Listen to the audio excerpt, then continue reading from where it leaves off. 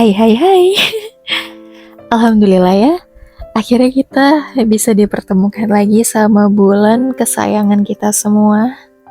Apalagi kalau bukan bulan Ramadan yang sangat dirindukan buat semua orang, terutama umat muslim. Setuju nggak?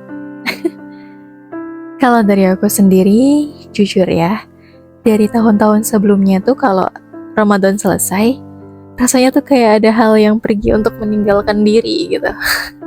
Kayak udah nyaman banget sama seseorang, tapi harus ditinggalin gitu. Gimana sih? Iya, rasanya berat banget gitu. Lebay ya? Ya itulah pokoknya perasaannya tuh gak bisa diungkapkan banget lah. Seakan bener-bener ditinggalin sama kondisi yang kita tuh lagi sayang-sayangnya, lagi cinta-cintanya gitu. Dan gak sabar gitu pengen ketemu lagi di tahun yang selanjutnya.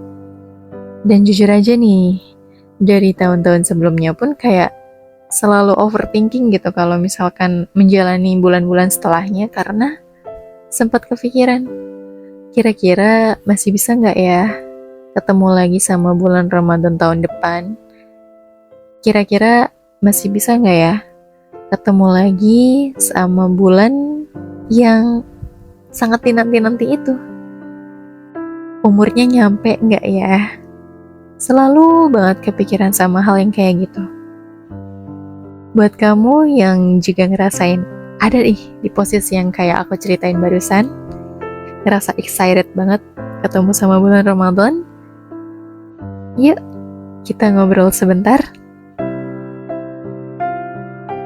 Hai, Assalamualaikum. Selamat datang di Love Lintan Podcast bersama aku Intan, yang akan menemani kamu untuk berbagi rasa, cinta, dan cerita melalui suara. Kita jujur-jujuran deh coba. Apa sih hal yang sangat kamu rindukan dari bulan Ramadan? Apa sahur bareng keluarga? Atau ngabuburit nyari gorengan pas sore-sore? Atau taraweh bareng-bareng di masjid yang mungkin di masjidnya itu ada crush kamu? Ayo ngaku. Jadi ya kita sama-sama tahu ya kalau misalkan udah nyampe di bulan Ramadan itu pasti vibes-nya tuh kerasa beda banget. Karena ya yang hari-hari biasanya kita tuh mau makan siang tinggal makan sore tinggal makan. Tapi di bulan puasa ini kita dicoba nih, diminta sama Allah buat ayo puasa dari pagi sampai maghrib, dari subuh sampai maghrib. Ayo kita puasa. Yang puasanya tuh gak cuma nahan lapar sama aus, tapi juga harus bisa nahan emosi, amarah. Apalagi orang-orang yang kayak susah banget gitu ngerem untuk ngelakuin hal-hal yang sebenarnya gak baik untuk dilakukan. Contoh nih ya, misalkan nih ada orang-orang yang kayak tipikalnya tuh suka marah-marah, dikit-dikit ngomel, dikit-dikit nyeletuk apa, dikit-dikit ngomong kasar. Kalau misalkan di bulan puasa ini, kita lagi puasa kan pasti tiba-tiba tuh rasanya kayak, astagfirullah, jangan ngomong gitu, ntar batal puasa gue. Terus kayak misalkan ada orang yang suka gibah, ngomongin siapa gitu ya, pas lagi ngobrol-ngobrol.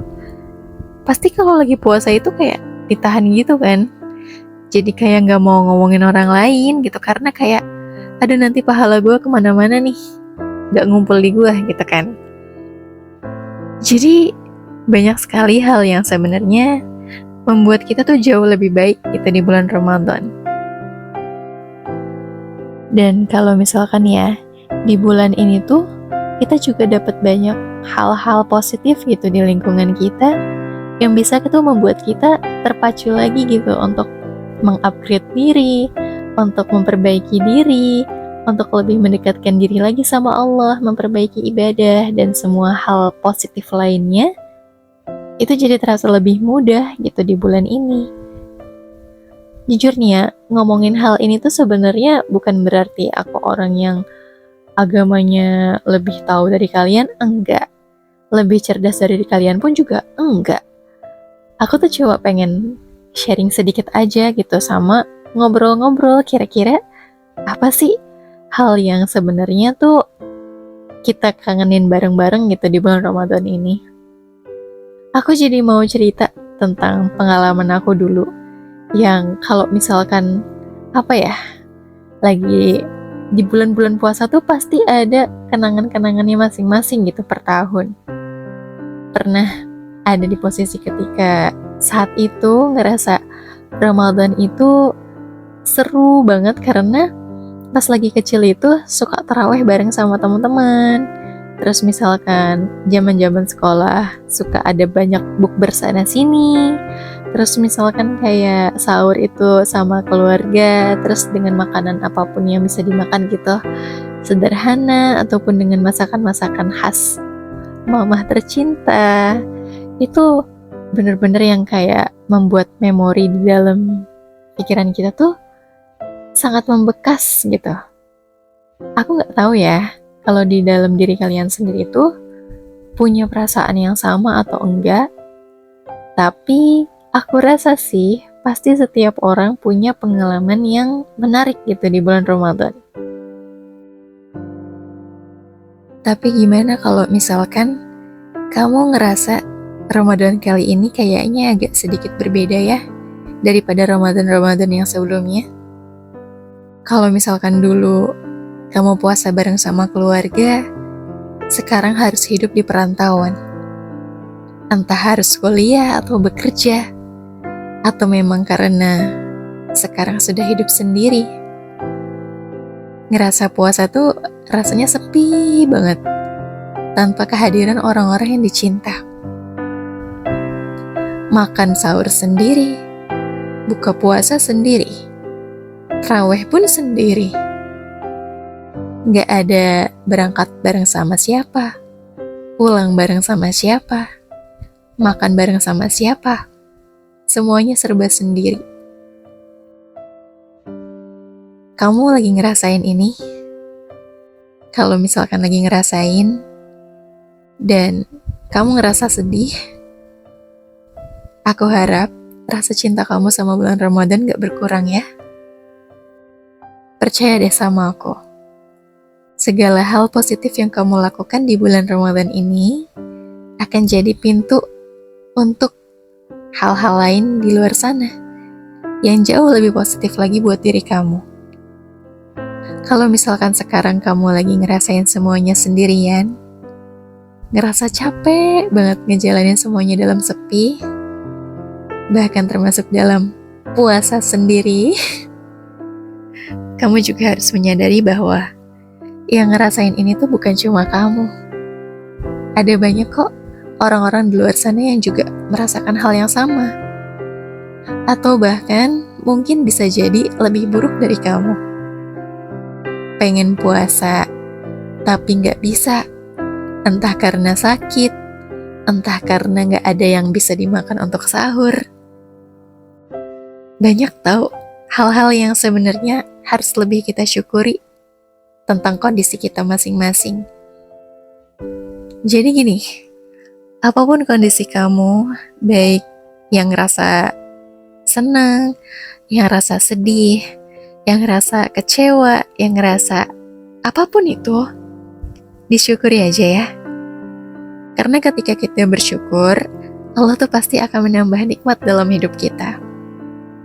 And trust me, aku ini ngomong nggak bohong gitu, beneran. Karena aku pernah sendiri ya, ada di posisi ketika aku ngerasa lagi down banget gitu.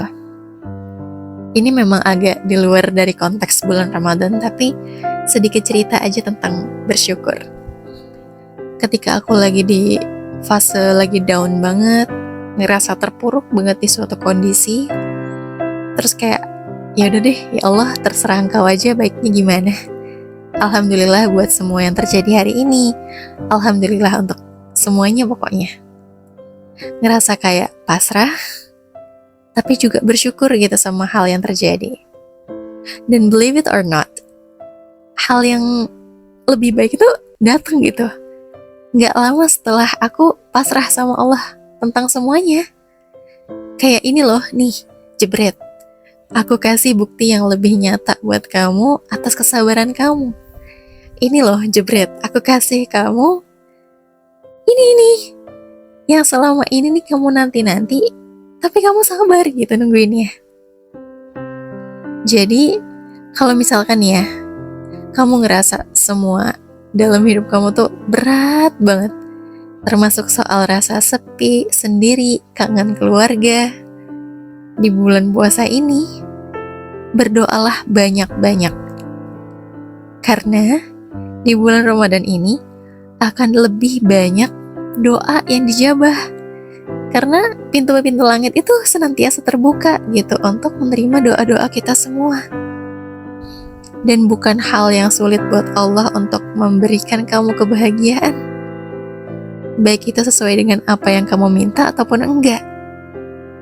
Karena ketika kita meminta sesuatu, kita tuh belum tahu itu yang terbaik buat kita atau enggak.